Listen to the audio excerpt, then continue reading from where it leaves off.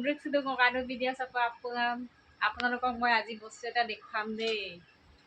এতিয়া চাওকচোন কাৰ কাৰ মনত পৰিছেগৈ বাৰু।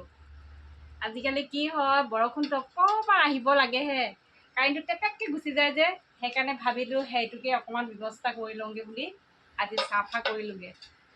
চিনি পাইছে নাই বাৰু সেইটো কি হয়?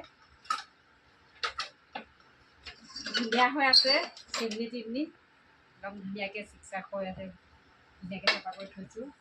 আৰু হেৰিও আছে, ইয়াত ফিটাও লগাই থোৱা আছে, খালি তেল নাই তেল নাই। কোনোবাই যদি তেলৰ ব্যৱস্থা কৰি দিলে ভাল পাম আৰু। আমি কিমান পুৰণা যুগৰ মানুহ আছিলোঁ এতিয়াও ধুনীয়া হৈ আছে। একো ডিজেল লৈ জ্বলাব লাগিব, উপায় নাই। কাৰেণ্ট ইমান আমনি কৰে, আকৌ সেই পুৰণা যুগলৈ গুচি যাবগৈ লাগিব আৰু।